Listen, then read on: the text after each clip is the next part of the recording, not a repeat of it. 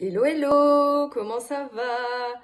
On se retrouve aujourd'hui dans une vidéo très spéciale puisque on va parler entrepreneuriat, objectifs et nouvelles habitudes que j'ai mis en place pour ce mois. Et on va parler un petit peu plus en détail, euh, des conseils aussi, un peu mindset par rapport à ça. Donc voilà, bienvenue à tous pour ceux qui me découvrent avec cette vidéo. Et donc, je vais vous expliquer tout ça tranquillement. Voilà.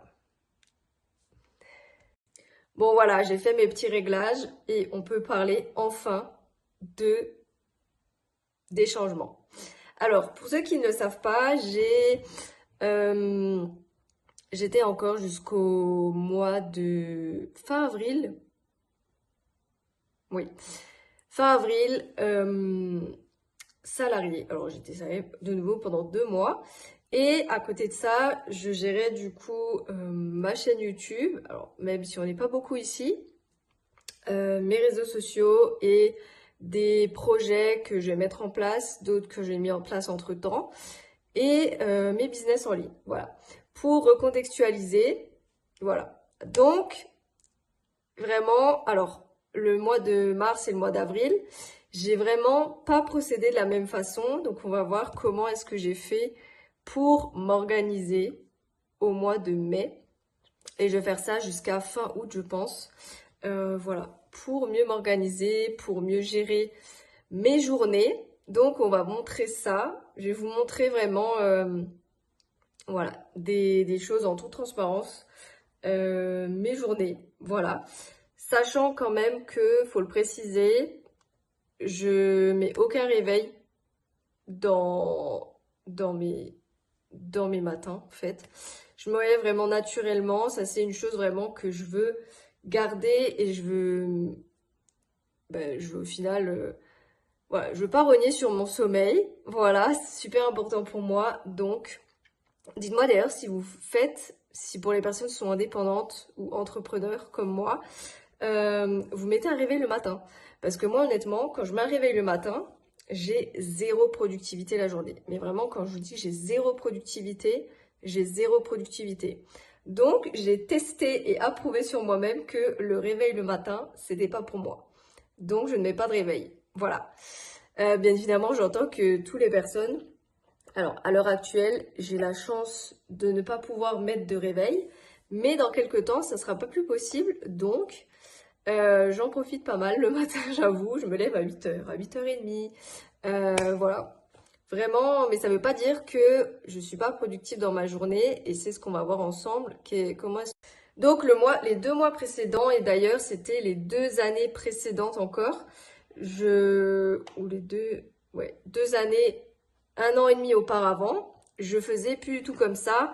Mais là, du coup, j'ai recommencé à faire au final, à reprogrammer tous mes horaires dans un agenda électronique et en version agenda papier aussi.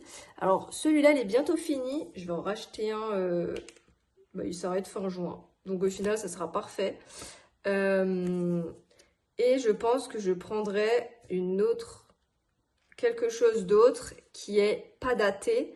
Parce que moi, j'ai pas besoin forcément qu'il soit daté. J'ai juste besoin en fait d'un carnet. Je pense que je prendrai celui de Léna Adorable. Il m'a l'air trop bien. Donc je vais voir s'il est adapté en tout cas à ce que j'ai besoin ou pas. Donc voilà. En soi, il y a des jours, je mets plutôt mes to-do comme ça. Attendez, il faut que je vous montre. Où est-ce que j'ai marqué mes to-do? Donc là, par exemple, là, j'ai marqué pour le 7 mai ma to-do. Donc, alors, elle est petite pour l'instant parce que j'ai que ça en tête à faire pour l'instant. Il y a d'autres projets. Alors, il y a des choses que je ne peux pas vous montrer. Alors, ça, je peux vous montrer cette partie-là, mais pas cette partie-là. Par exemple, tout ce qui est création de contenu. Donc là, j'ai lancé des e-books digitaux récemment. Donc là, il fallait que je les finisse, qu'il fallait que je recheck la page, j'ai supprimé des choses qui me plaisaient plus. Enfin voilà. Là, j'ai vraiment ce support-là, vraiment plus pour les to-do de la journée. Vraiment des choses où il faut que je me dégage l'esprit. Et j'ai une autre chose aussi que je fais. C'est en fait, j'ai repris un calendrier vraiment digital. Donc là, je vous l'ai mis en grand pour que vous voyez. Mais en soi, si je vous le mets par exemple à la semaine, ça donne ça. Voilà. Alors là, vous voyez postuler, c'est parce que j'aimerais quand même reprendre un travail à côté de mes projets et tout ça. Donc là, il y a plein de choses que j'ai mis. Oui, je mets aussi le temps de manger. Voilà, très important. Et qu'est-ce que je voulais vous dire aussi? Voilà, en fait, je note vraiment tout dans cet agenda. Alors, à l'heure à laquelle je tourne cette vidéo, on est le 4. Et là, par exemple, si je mets plus en détail dans la journée, bah, c'est vraiment détaillé en fait. J'ai heure par heure quoi faire, il y a des tâches. Là, par exemple, tourner vidéo, bah, j'ai un petit peu avancé au final, tourner cette vidéo. Voilà, je note vraiment tout dans cet agenda. Et une autre partie, en fait, c'est en complément. C'est plus en complément de l'agenda au final. Parce qu'en soi, là, j'ai vraiment les heures par heure quoi faire. Et là, je mets vraiment plus pour me dégager l'esprit. Si par exemple, aujourd'hui, il faut que je prévoie un peu plus de temps pour créer du contenu, je vais plus le mettre ici. Alors pour moi, c'est deux choses vraiment complémentaires. L'agenda électronique et l'agenda papier. Voilà, j'ai besoin des deux en fait.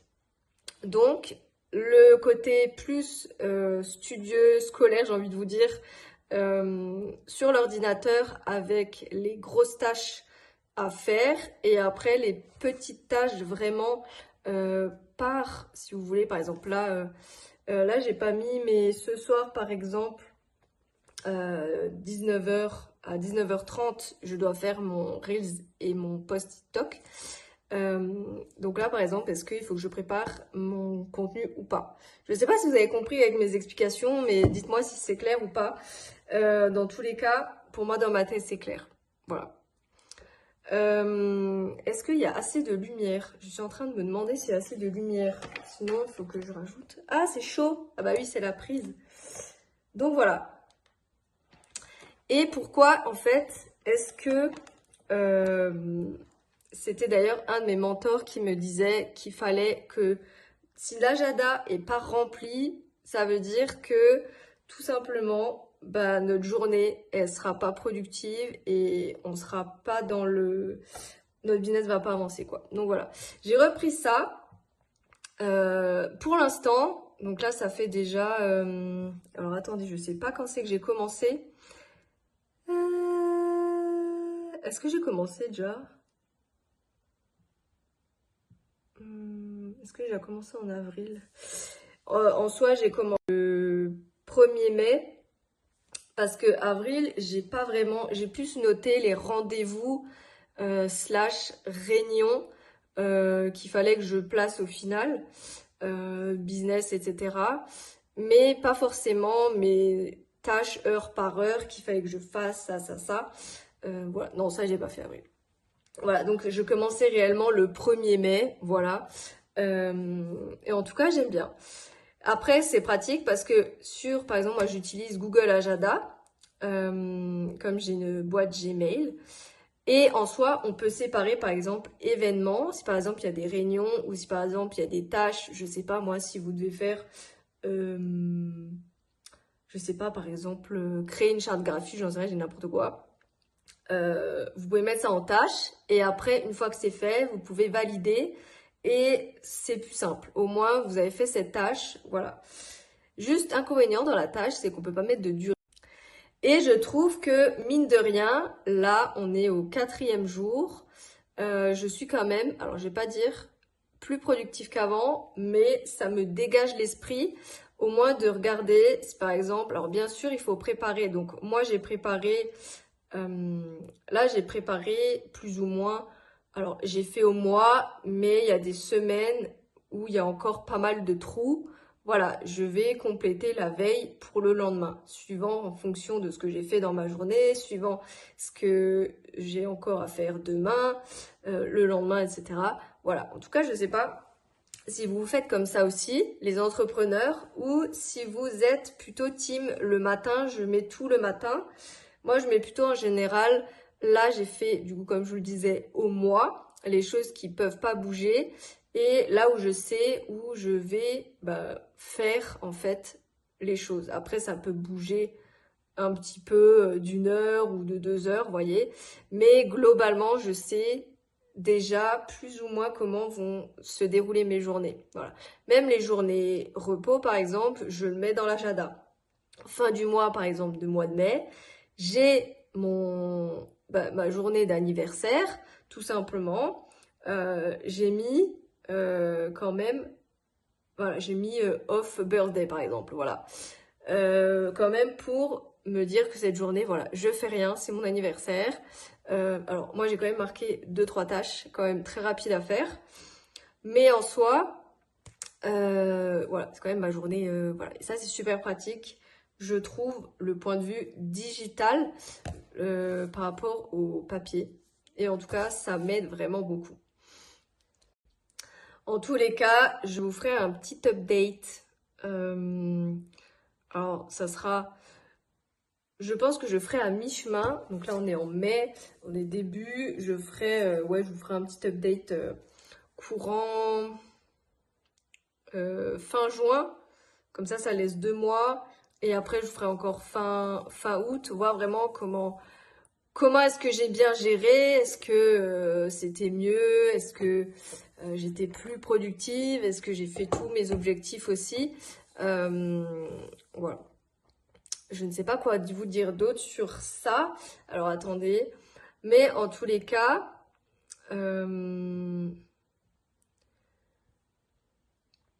je pense que c'est bien aussi d'avoir un côté vraiment horaire, comme ça on s'y tient. Surtout qu'en vrai, quand on est entrepreneur, on se dit ouais, on a toute notre journée, mais des fois, toute notre journée, elle passe super vite. Voilà. Et après, ça veut pas dire que vous devez pas vous mettre des moments de repos et des moments de pause. Moi, par exemple, tous les soirs, je sais que je commence à travailler à 9h30. 9h30 jusqu'à midi et demi. Et ensuite, je recommence de 13h30 à 15h30, 15h45. Et après, je vais faire ma séance de sport. Par exemple, attendez, je ne sais pas si je peux vous montrer une journée. Je peux peut-être vous montrer le premier. Non, alors attendez.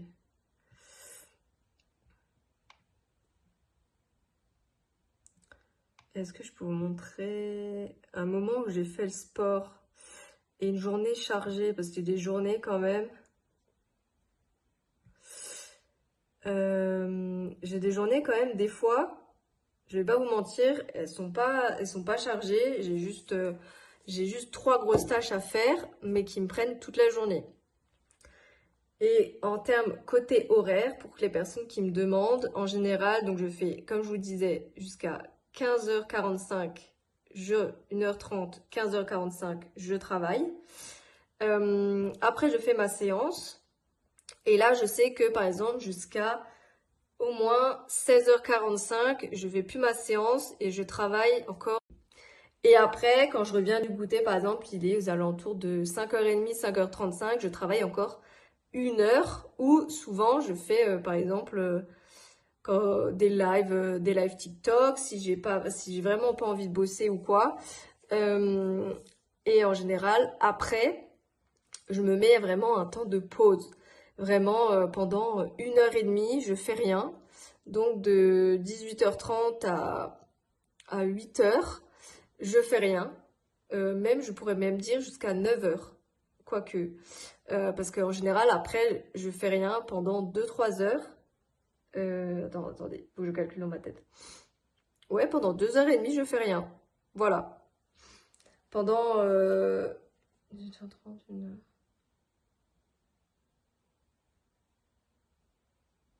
Pendant 2h30, je fais rien. Et en général, je reprends.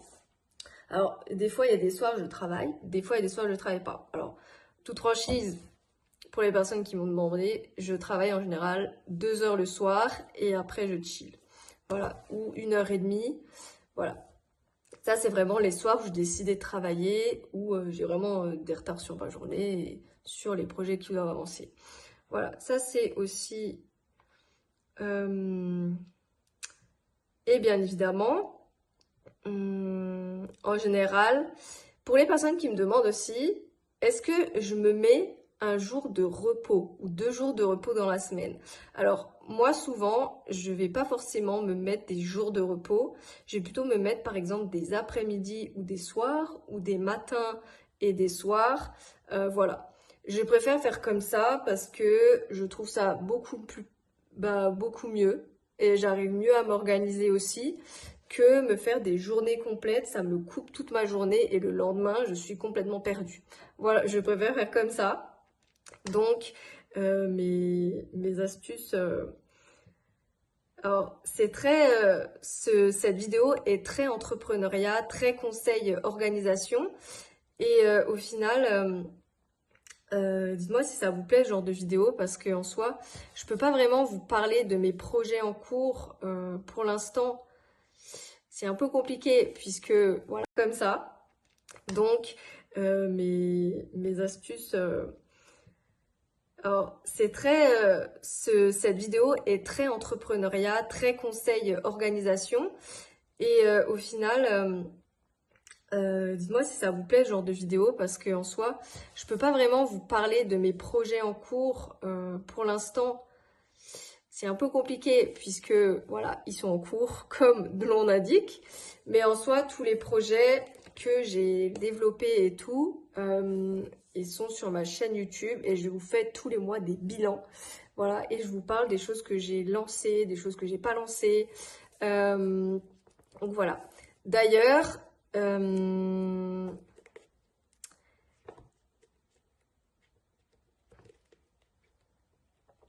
est-ce que ça vous plairait que je recontinue mon podcast?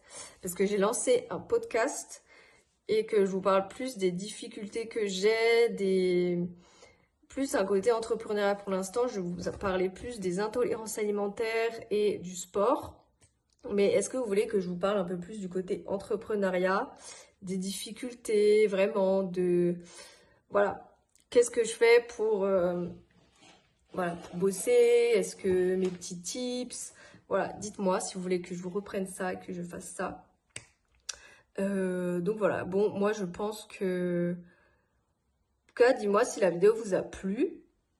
Moi, j'ai bien aimé vous tourner cette vidéo. C'était quand même très blabla et très conseil. Et alors, conseil que je pourrais vous donner d'ailleurs, quand vous avez des projets, c'est vraiment, comme dit, de vous échelonner en mini tâches à faire. Voilà. Comme ça, vous avez l'impression que le projet est moins gros. Parce que par exemple, si vous avez, je sais pas moi, vous lancez une marque de chaussures, ok, et que vous dites, voilà, dans 1 an, j'aimerais lancer ma marque de chaussures, mais au final, vous mettez tout en concentré pendant 2 mois. Et ben, vous allez avoir l'impression d'avoir énormément de choses à faire, alors que si vous faites, par exemple, une petite chose chaque fois, tous les jours, et ben, il y a des choses, peut-être ça va vous paraître moins gros et vous allez aussi ajuster en fonction que vous faites les choses. Ça, c'est très important. Je me rends compte que, par exemple, pour mes e-books digitaux, alors on n'est pas du tout sur le même type de produit, mais c'est vrai que c'est bien des fois. Alors, je les ai fait l'année dernière, alors, décembre et janvier, je les ai finis. Mais là, je les ai laissés pendant 2-3 mois, me dire, voilà, est-ce que si jamais il y a des choses qui me plaisent plus, je peux les changer, ou même il y a des choses qui sont plus l'ordre du jour, bah, je peux les changer aussi. Ça, c'est vraiment un des conseils que je pourrais vous mettre en place. Dès que vous avez votre idée, ben, c'est de tout simplement... vous la notez, vous mettez vos idées sur votre ordinateur quelque part et ensuite vous laissez cette idée mûrir dans votre tête. Voilà. Ça, c'est comment j'ai fait un peu pour mes e-books. J'ai laissé mûrir et après, une fois que c'est plus clair dans votre tête, vous mettez vraiment, vous créez vos produits tout simplement et vous les créez. Ensuite, une fois que c'est fait, une fois que vos produits sont créés, ça c'est pareil, vous les laissez pendant 1 mois ou 2 semaines et ensuite vous recheckez. Alors par exemple, si c'est un prototype de produit, vous pouvez par exemple le rechecker, revoir, réessayer 2 semaines après. Est-ce que c'est bien? Est-ce que c'est pas bien? Voir aussi, regarder ce que vos concurrents font, regarder, ça c'est aussi important, voilà, ne surtout pas négliger. Alors je dirais plus quand c'est en physique, c'est super important, mais en soi, voilà, comme ça, votre idée, elle est mûre et après, peut-être qu'au début de votre projet, vous n'avez pas vu quelque chose et que après, vous le voyez, vous me dites, ah ouais, mais c'est peut-être mieux de faire comme ça. Mais du coup, c'est peut-être mieux de faire cette couleur-ci et pas cette couleur-là. Voilà, en tout cas, c'est vraiment le conseil que je peux vous donner, vraiment de faire mûrir le projet dans votre tête, quoi. Alors, il y a une des choses aussi très importantes, c'est vraiment d'en parler une ou deux personnes de confiance et qui va vraiment peut-être vous aiguiller et leur donner leur avis tout simplement constructif sur le projet en question. Bien choisir les personnes par contre, voilà, très très important. Et sinon, comme ça, ils peuvent vous donner leur retour et de ce qu'ils pensent aussi d'un avis plus global. Voilà. Si vous avez des amis, par exemple, entrepreneurs, bah, demandez-leur en fait, tout simplement. Ils seront sûrement ravis de vous aider, mais quand même, gardez une petite part de mystère dans le truc, parce que, voilà, pour que les personnes ne piquent pas votre idée. Voilà, très important. Et c'est pour ça que, souvent, notez toutes vos idées, vous les notez sur votre ordinateur ou quelque chose. Si jamais vous oubliez un truc très important et vous dégagez l'esprit aussi. Ça, c'est une chose très importante. Bon, voilà. Voilà pour ce côté organisation, conseil, projet, entrepreneuriat. J'ai bien aimé tourner cette vidéo. Ça change. Voilà, des vidéos recettes. Voilà, moi je vous souhaite à tous une bonne fin de journée, une bonne fin de soirée. Tout dépend quand vous regardez la vidéo. N'hésitez pas à vous abonner et on se retrouve la prochaine fois dans une autre vidéo. Ciao!